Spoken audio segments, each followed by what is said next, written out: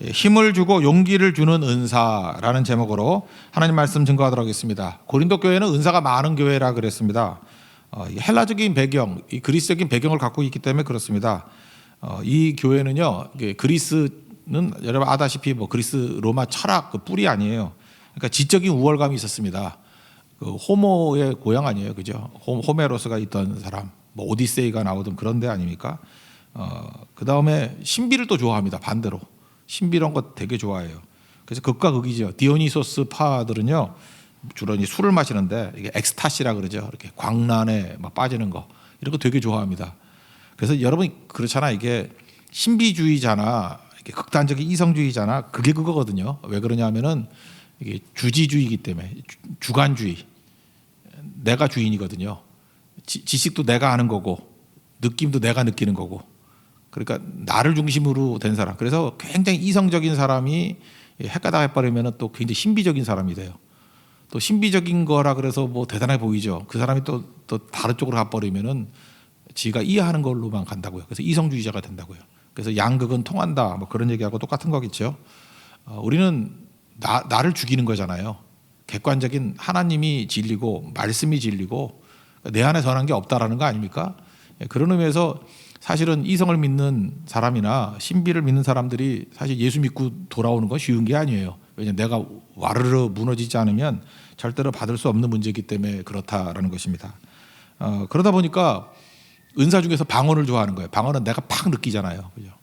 내가 나밖에 못하는 거잖아요. 그러니까 방언 같은 거를 좋아했고 황홀공에 빠지는 거니까 혀가 굳어지는 거 아니에요. 랄랄랄라 이렇게 되는 거 아니에요. 여러분도 이렇게 따라하면 할 수 있어요. 이렇게 혀가 막 굳어지는 거예요. 랄랄랄라 이렇게 하는 거예요. 그렇게 외국하고는 좀 다른 거죠. 그래서 이 방언도 은사인데 이 방언에 대한 걸 굉장히 강조하더라는 것입니다. 우리 앞부분에서 배웠죠. 12장에서 은사가 있고 직분이 있고 사역이 있는데 이게 다 다르죠. 한 성령이 주시지만 은사는 선물이에요. 각자 하나님의 나라를 위해서 쓰임 받으라고 하는 무기들의 도구들 은사를 선물로 주셨고 직분은 뭐예요? 내 포지션이니까 어떤 기회, 내가 섬길 수 있는 기회. 예를 들어서 이렇게 찬양팀 이게 세워주면 섬길 수 있는 기회죠. 이걸 직분이라 그래요. 기회 놓치지 말아야 된다는 것입니다. 그리고 사역은 뭐냐면 이거는 능력이라고 그랬잖아요. 능력.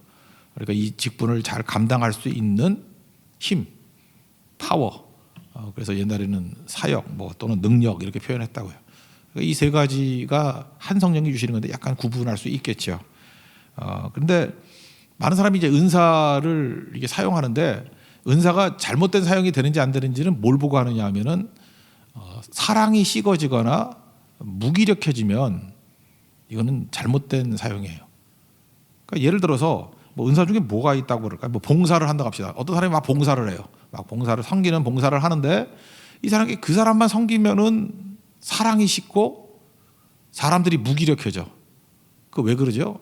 그 안에 교만이 있기 때문에 그래. 좀 잘난 척하고 막 이런 거 있죠. 파당 만들고 그러면서 섬기는 사람이 있으면은 사랑이 메말라져 버려요. 그리고 내 편, 네 편밖에 없고 또 잠깐 무기력해져요. 힘을 얻지 못하고. 그래서 은사를 제대로 쓰고 있는지 못 쓰는지는 두 가지 보면 한다니까. 사랑이 식느냐, 무기력해지느냐. 돈도 그렇죠. 여러분 돈이 있으면 다 좋을 것 같이 보이지만 이상하게 어떤 사람이 돈을 쓰면은 그게 헌금이 됐던 헌신이 됐던 거라 이게 돈을 쓰면은 이상하게 사랑이 식어. 돈을 받긴 받았는데 도움은 받긴 받았는데 사랑은 없고 이렇게 거래 같고 느낌이. 그리고 점점 이제 무기력해져요. 돈을 주면 줄수록 쓰면 쓸수록 사람이 무기력해져. 싱싱해지지 않고. 그러니까 은사 남용이에요. 중단해야 돼요. 선교 가서도 마찬가지죠. 이렇게 돈 가지고 이렇게 선교하잖아요. 돈 가지고 막 선교를 하다 보면 사랑이 다 식어버리고 끝나고 나면 사무적인 것밖에 안 남아. 뜨거움도 없고 빨리 줄 거 주고 받을 거 받고 가라 이런 느낌이 들고요. 그리고 이상하게 무기력해져요. 시간이 가면 갈수록 무기력해져. 이건 은사 남용이겠죠. 열심도 마찬가지죠. 열심을 냈는데 어떤 사람이 열심을 내는데 그럼 다 뜨거워져야 되는데 사랑이 식고 또 무기력해진다고.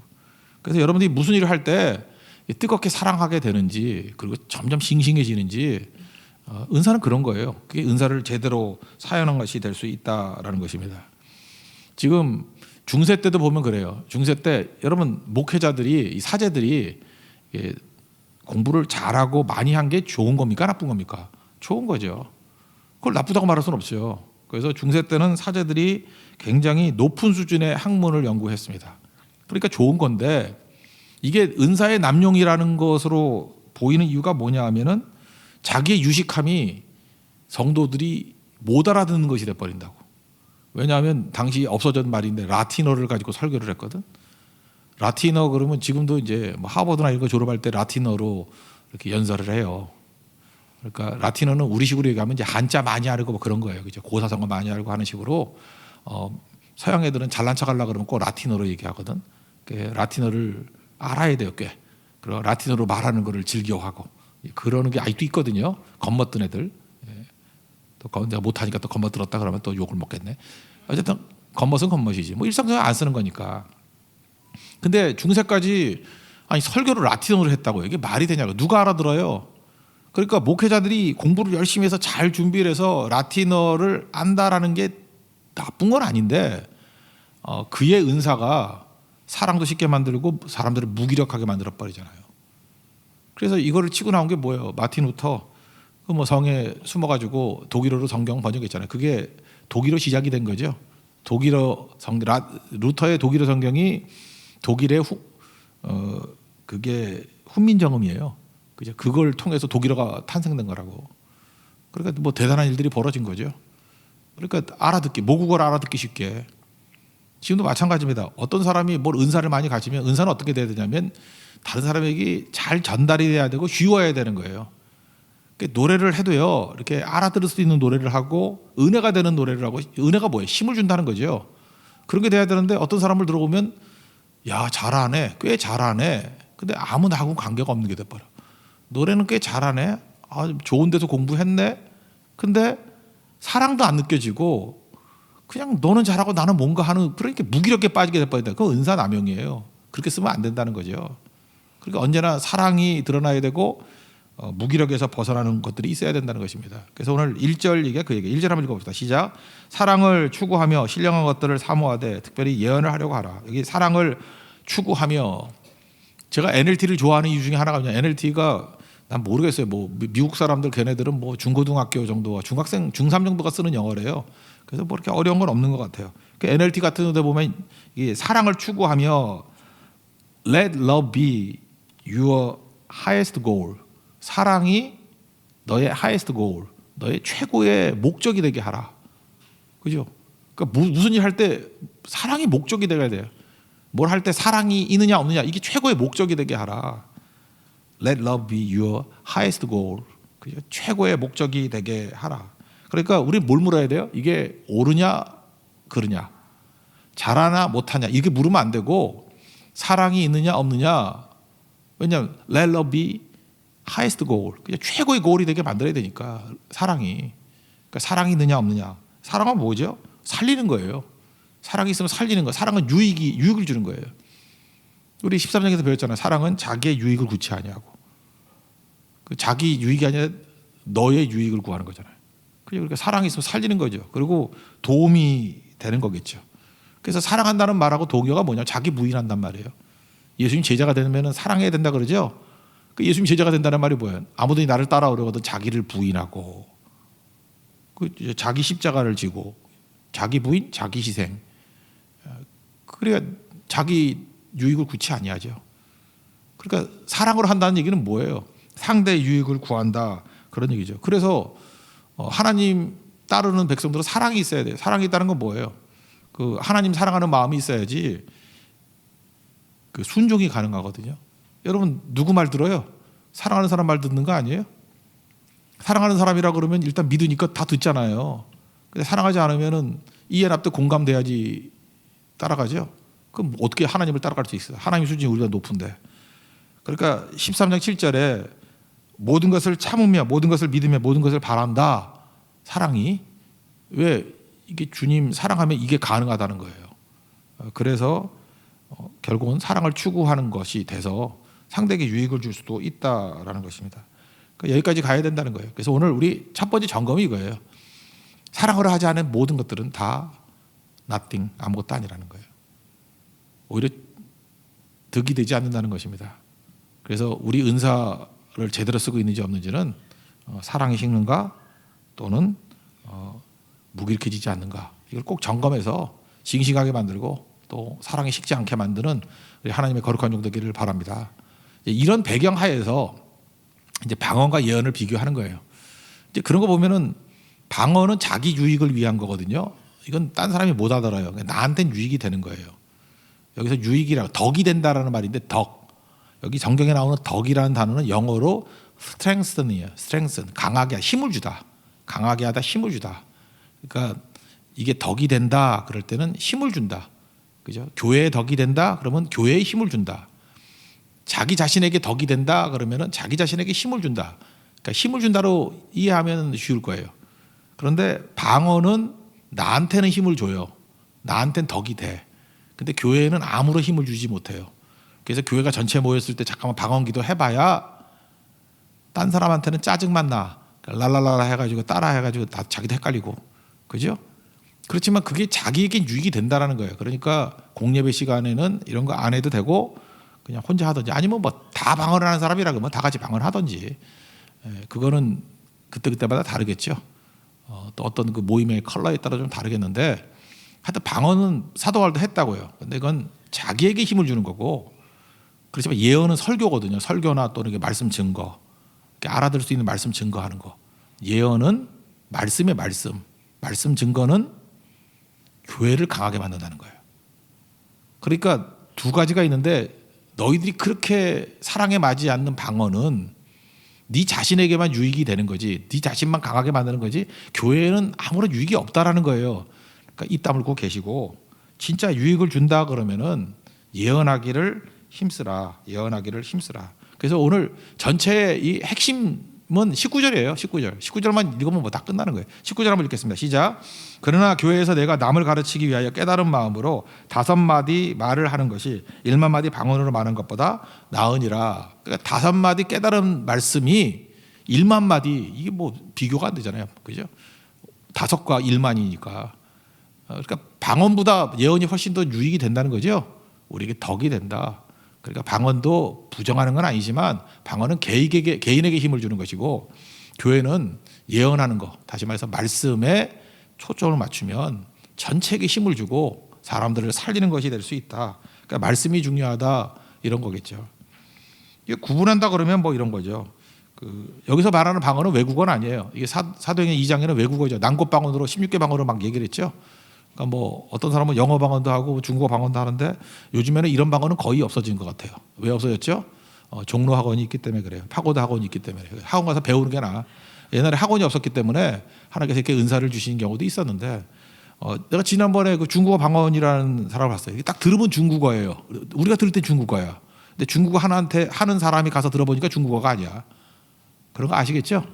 뭐 중국말 비슷하게 나오는데 중국말이 아니야. 근데 그거는 방언도 아니죠. 헷갈리게 만드는 거고. 그러니까 그런 외국어 아니고 이거는 순수하게 하나님과 우리 사이에 알 수 있는 그러니까 사람이 아닌 하나님께만 유익이 된다 그러죠. 뭐 잘 모르면 2절 한번 보세요. 2절 시작. 방언을 말하는 자는 사람에게 하지 아니하고 하나님께 하나니 이는 알아듣는 자가 없고 영어로 비밀을 말함이라. 그러니까 사람은 못 알아들어요. 방언은 그러니까 하나님께만 하는 거예요. 그러니까 방언은요 내용이 많지는 않아. 사실 저도 방언을 하거든요. 방언을 하는데 방언의 내용 저도 잘 모르겠어 뭐라고 하는지. 근데 방언의 내용을 보면 이제 느낌이 오잖아요. 일단 느낌은 행복해요. 하나님 나 진짜 행복해요. 그런 거예요. 하나님 안에 있어서 행복해. 내가 하나님 자녀이기 때문에 행복해. 그래서 막 행복하다라는 느낌. 그리고 하나님 진짜 좋은 분이에요. 나의 아버지 되시고 나의 하나님 되시고 찬양하는 거. 하나님 찬양해 하고 하나님 행복해요. 그리고 상당 부분은 하나님 사랑해요. 이런 것 같고. 또 하나는 모르지만 우리 무의식 속에 숨겨져 있는 뭐 그런 것들 있잖아요. 죄. 분명히 회개하는 것 같아요. 그죠? 엄청난 회개. 회개하고 그 느낌이 와요. 이게 지금 회개하고 있구나. 그죠? 그래서 어떤 분은 그렇게 얘기를 했어요. 우리 어린아이나 사랑하는 사람끼리 사랑하면 이렇게 혀가 꼬이잖아요. 뭐 예를 들어서 뭐 엄마 뭐해 뭐 이런 거 있잖아요. 그죠? 아빠 뭐 이런 거. 그래서 이게 방언을 영적인 응석이다 그러는 사람도 있어요. 응석. 하나님하고 너무 친해져 가지고 그저 이렇게 언어로 다 표현할 수 없는 것들을 내 안에 계신 성령께서 응석같이 말씀해서 이게 대화예요. 진짜 하나님과의 대화. 근데 어린아이끼리는 이래도 다 대화가 되잖아요. 그죠? 그 마음을 알고 하나니까 내 안에 성령께서 계시니까 그래서 그게 터져나는 거예요. 죄악에 대한 회개. 또 성령께서 친히 그 방언을 통해서 말씀하시겠죠. 그죠? 하나님을 찬양하고 하나님을 사랑한다 그러고 회개하고. 그래서 오늘 성경은 그러잖아요. 그죠? 그 영어로 비밀을 말함이라. 어떤 때 비밀스러운 것도 막 얘기하게 되는 거고. 그래서 방언으로 막 회개하고 그러면 옆 사람 못 알아듣잖아요. 그러니까 힘이 되는 거죠. 반면에 이제 예언은 뭐냐면 알아듣는 말씀이에요. 그래서 이 알아들으니까 덕을 세운다 그러잖아요. 3절 한번 읽겠습니다. 3절 시작. 그러나 예언하는 자는 사람에게 말하여 덕을 세우며 권면하며 위로하는 것이요. 덕 세운다. 이게 strengthen others. strength. 이게 힘을 준다. 그 다음에 권면한다. 이게 encourage. 이게 뭐 용기를 준다. 용기를 준다. 그 다음에 위로한다는 것을 comfort them. 그를 위로한다. 그러니까 하나님 말씀을 가지고 이렇게 잘 가르치잖아요. 가르치면 힘을 얻어요. 여러 가지 이게 말씀을 듣잖아요. 말씀 들으면 힘을 얻고 또 encourage, 용기를 얻고 또 comfort, 위로를 받아요. 그러니까 교회가 제가 만약에 여기서 지금 방언으로 막 설교를 뭐 할 수도 없겠지만 막 한다고 생각해봐. 라라라라라라라라라라 이거 있으면은 여러분들 다 뭐라 그러세요? 초신자들은 뭐 미친 거 하나 있구만 또 뭐 그죠? 여러분들 뭐야? 랄랄랄라 그러면 심심하니까 같이 라라라라라 하면 뭐가 되겠어요? 그게 이상한 게 되겠죠.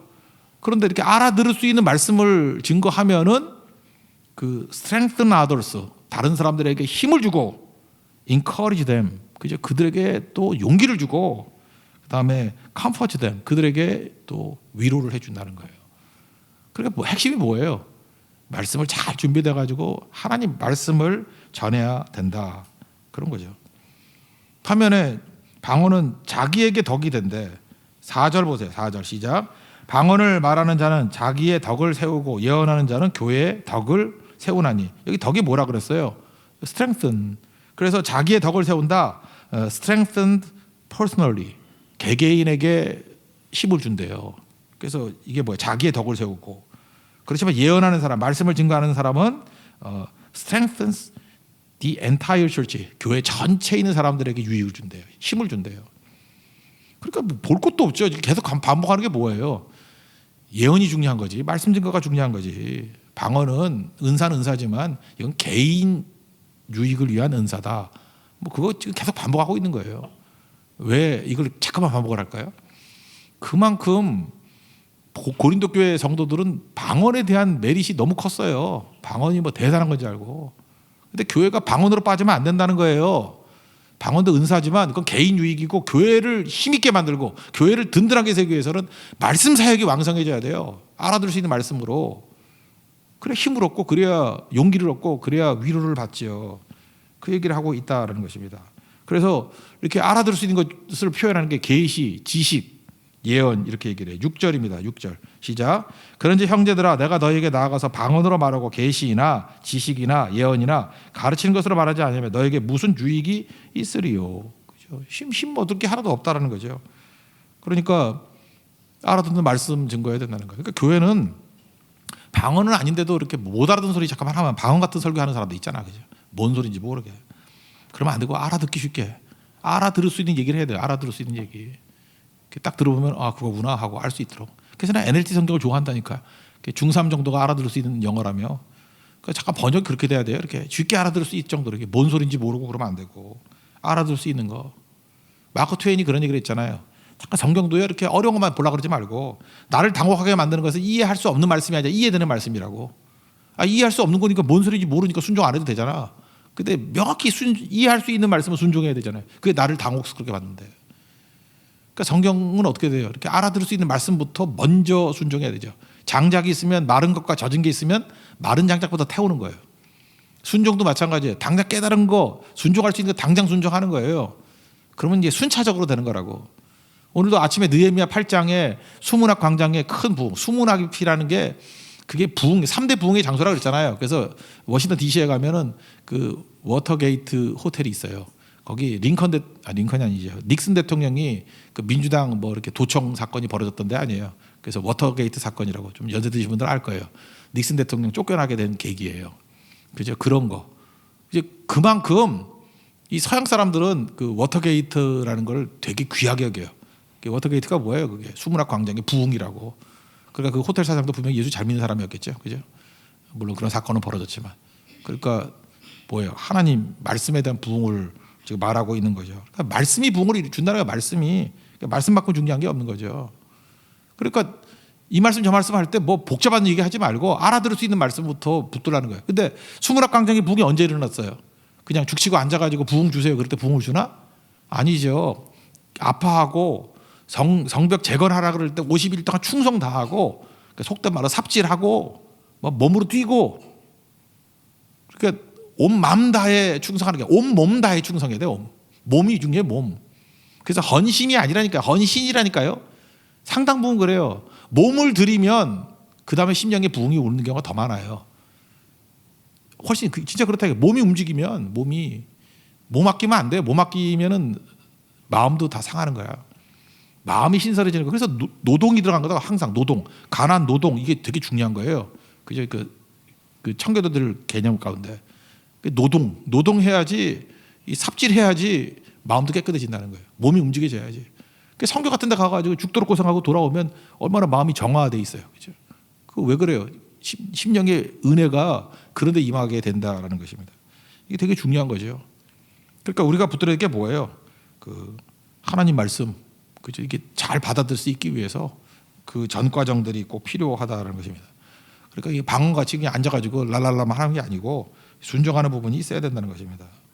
그러므로 알아듣지 못하는 이상한 소리 하지 말고 명확히 알아듣는 말씀 증거하라는 거예요. 필이나 검은고 제대로 안 하면 헷갈리잖아요. 이게 찬양팀들도 음을 제대로 내줘야지 잘 몰라서 우물우물하면 얼마나 힘들어요, 그죠?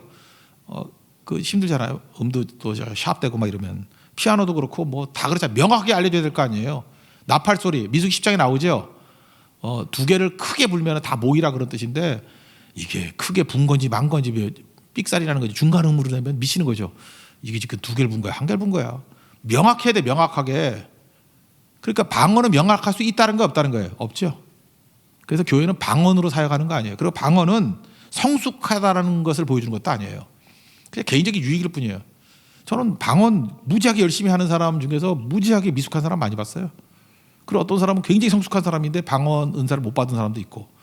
방언은 성숙 미숙하고 아무 관계 없어요. 그건 개인적인 은사일 뿐이에요. 방언 받아가지고 기도 안 하는 사람보다 방언 안 받아가지고 기도 많이 하는 사람 훨씬 나아요. 그러니까 그런 얘기죠. 그러니까 알아듣는 말 하는 거에 초점을 맞춰야지 알아듣지도 못하는 거 방언 가지고 잘난 척하지 말라. 여기서도 괜히 방언 갖고 잘난 척하지 말라는 거예요. 그런 사람도 없겠지만. 이거 한번 읽어볼까요? 7절부터 12절까지 한번 읽겠습니다. 시작. 혹 필이나 검은과 같이 생명 없는 것이 소리를 낼 때 그 음의 분별을 나타내지 아니하면 필이 부는 것인지 검은고 타는 것인지 어찌 알게 되리요. 만일 나팔이 분명하지 못한 소리를 내면 누가 전투를 준비하리요. 이와 같이 너희도 혀로서 알아듣기 쉬운 말을 하지 아니하면 그 말하는 것을 어찌 알리요. 이는 허공에다 말하는 것이라. 이같이 세상에 소리의 종류가 많으나 뜻없는 소리는 없나니 그러므로 내가 그 소리의 뜻을 알지 못하면 내가 말하는 자에게 외국인이 되고 말하는 자도 내게 외국인이 되리니 그러므로 너희도 영적인 것을 사모하는 자인즉 교회의 덕을 세우기 위하여 그것이 풍성하기를 구하라. 무엇이 풍성하기를요? 예언이 풍성하기를. 예언이. 그래서 이 방언 쪽이 이게 약간 신비적인 거 아니에요? 그리고 자기 주관적인 거고 자아를 건드는 거고. 그래서 이거하고 그러니까 말씀에 반대예요, 전부 다. 그 마태복음 11장 같은 데 보면 예수님이 고향 같은 데 있잖아요. 그 뭐 어디죠? 고라신, 베세다 이제 뭐 예수님 제자들 베드로 뭐 요한 뭐 이런 애들 그 고향인데잖아요. 거기서는 많은 기적을 행했어요. 그런데 믿는 사람 거의 없네. 그래서 이렇게 얘기하잖아요. 화 있을진저 고라시나 화 있을진저 베세다야 너에게 행한 모든 권능을 두로와 시돈 그 이방 땅이라고 하는 것 거기서 행하였더라면 그들이 벌써 배옷을 입고 제에 앉아 회개하였으리라. 그러니까 기적이 많은 교회에 그러면 믿는 자가 나오느냐? 절대 안 그렇다는 거예요. 기적이 우리를 강하게 만들지 않아요. 같은 얘기예요. 방언이 우리를 강하게 만들지 않아요. 그 개인적일 것뿐이지. 그 우리를 강하게 만드는 게 뭐예요? 말씀이다 이거예요. 말씀. 예언의 말씀이 우리를 강하게 만드는 것이다. 예루살렘 교회가 언제 부흥했어요? 방언했을 때 부흥했어요? 아니에요. 기적이 일어났을 때 부흥했어요? 아니에요. 베드로가 오순절 설교했을 때 부흥했어요. 3,000명이 회개했어요. 우리가 어찌할꼬 하고. 실제로 이게 기적이 제일 많이 나타났던 이 베세다 고라신 여기 믿는 사람 거의 없었는데 기적이 없던 곳이 있어요. 어디죠? 기적이 하나도 없던 곳. 어디예요? 사마리아. 사마리아 땅에서는 사마리 여인하고 뭐 얘기 좀 나누고 난 다음에 예수님 무슨 기적을 행했어요? 느낀 적도 없지. 근데 가가지고 말씀 듣고 외치고 다시 돌아와서 말씀 듣고 계속 사마리아는 계속 그래요. 나중에 그 요셉 지사가 가가지고 또 말씀 증거하니까 또 변화되고 막 그러잖아요. 그죠? 그러니까 언제나 이게 말씀이 있는 곳에서 참된 부흥이 일어나는 거지. 뭐 이런 방언이라든지 뭐 기적 그거 의지해 가지고는 절대로 안 된다는 거예요. 난 지금부터 제일 부러운 게 그거예요. 나는 이런 게 기억이 나요. 스펄저 목사님 이제 19세기에 이 목사님이 설교를 너무 잘해가지고 설교를 잘한다는 게 뭐 논리라기보다 하나님의 기름 부음 있는 사역자인 것 같아요. 어떻게 그렇게 사람을 많이 변화시키는지. 그 일설에 의하면 이런 얘기가 나와요. 교회를 새로 지었대요. 그 무슨 뭐 메트로폴리탄 터버너클인가 뭐 이런 뭐 무지 큰 교회래. 뭐 동시에 2,000명이 앉아가지고 마이크 없이도 들을 수 있도록 그러니까 이렇게 쩌렁쩌렁 울리게 만들었겠죠. 멀리 목소리가 가도록. 그래서 디자인을 잘해야 돼요.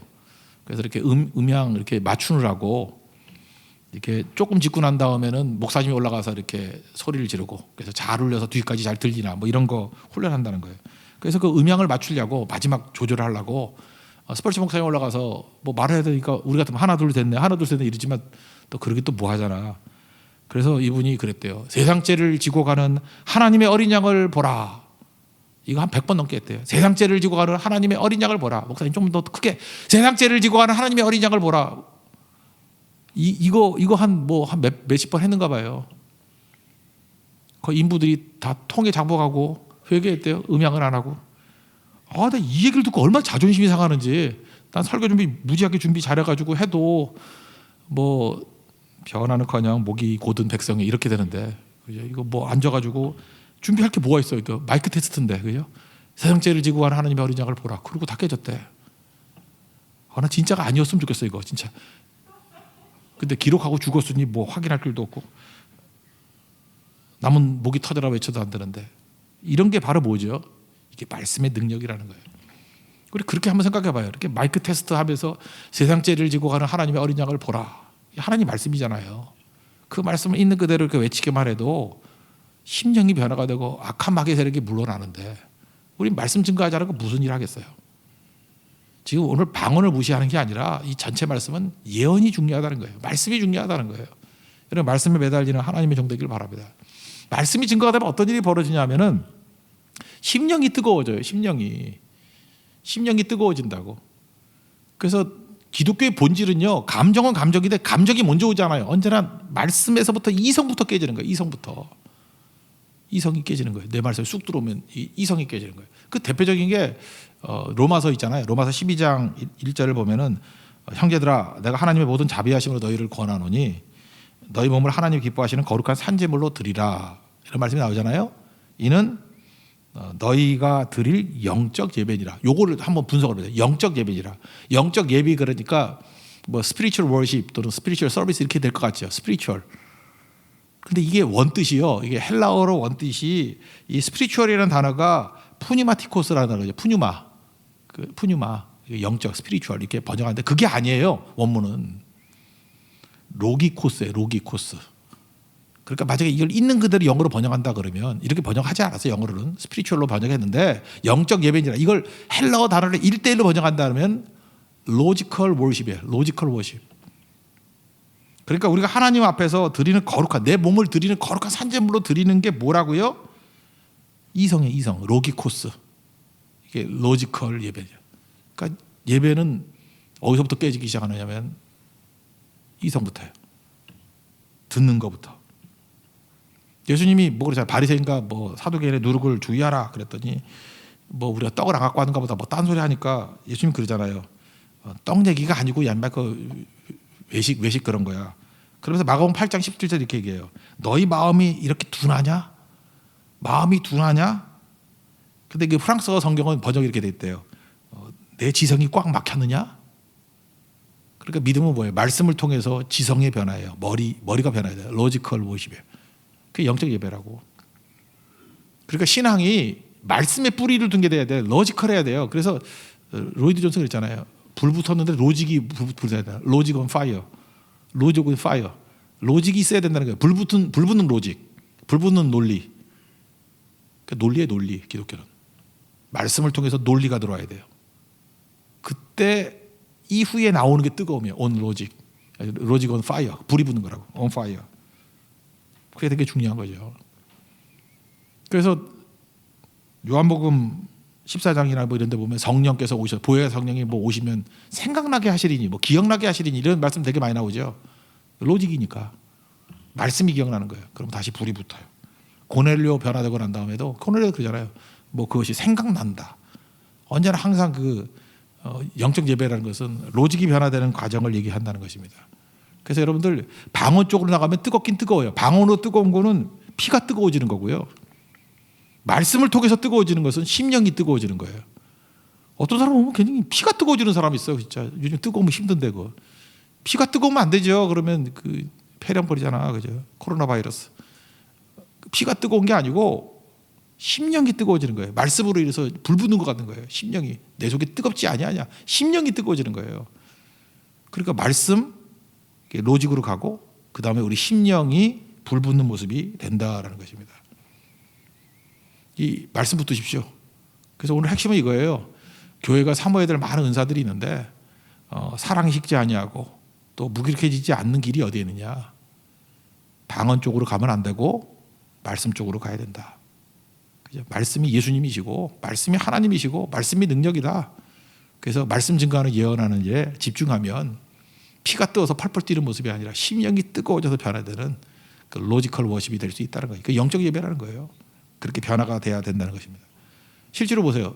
저는 오늘 모델로 갈렙을 한번 들고 싶은데 갈렙을 한번 보세요. 갈렙은 어떤 사람이었죠? 그 85세에 이 산지를 내게 주셔서 그죠? 헤브론 산지를. 근데 그 뭐라고 얘기해요? 그날에 여호와께서 내게 말씀하신 대로 말씀이 뭐지? 내 발바닥으로 밟는 땅을 다 준다고. 언제 그랬냐면 자기 40세 때. 그러니까 40세 때 들었던 말씀을 가슴에 품고 있었던 거예요. 그 45년 동안. 그렇게 이게 숙성된 거죠. 발효된 거죠. 그리고 45년 지나고 난 다음에 그 말씀이 입에서 튀어나와. 이게 엄청난 거죠. 이게 예언의 말씀의 능력이에요. 그래서 하루라도 먼저 말씀이 가슴에 심겨져야 돼요. 지금 여러분 심겨진 것을 이게 1년, 2년, 3년, 4년 묵으면 묵을수록 그 다음에도 그 품어진 말씀이 내 속에서 관통된 말씀이 내 속에 밖에 있는 말씀 말고 내 속에 있는 말씀이 들어가 있으면 그것이 그때 나오기 시작할 때 헤브론 산지 박살나요. 시대가 박살난다고. 이길 수 있다고. 여러분 청년이 무엇으로 그 행실을 깨끗하게 할 거예요? 주의 말씀을 따라 산깔지라 그러잖아요. 요셉 보세요. 요셉을 지켰던 게 뭐예요? 말씀이죠. 보디발의 아내가 유혹할 때 내가 어떻게 하나님 앞에서 내가 죄를 지으리요. 말씀이 들어가 있잖아요. 그게 그를 지키잖아요. 만약에 방언이나 신비적인 걸 지킨다 그러면 천군 천사가 너를 지켜줄 거야. 지금같이 이 전염병 들고 막 난리가 칠 때 이때 여러분 지켜주는 게 뭐예요? 여러분 속에 말씀이 들어가 예언의 말씀이 들어가 있으면 흔들리지 않는 믿음 가질 거고요. 엉뚱한 생각하지 마세요. 뭐 주변에서 뭐 천사가 와가지고 바이러스 다 제거해주고 뭐 그런 거 믿으면 입에다 대고 소금이나 뿌리고 있지. 예. 그 말이 안 되는 얘기죠. 잊지 말라고요. 말씀이 말씀. 그래서 어려우면 어려울수록 원칙으로 돌아가라. 복잡하면 복잡할수록 우선순위 붙들라. 잊지 마십시오. 그럼 승리할 수 있다는 거예요. 언제나 이 말씀 붙들고 이길 수 있는 우리 하나님의 종 되기를 축원합니다. 예, 자리에서 하겠습니다. 우리 말씀 붙들고 살아가는 은혜가 넘치게 해달라고. 은혜 아니면 나서지 못하리 찬양하겠습니다.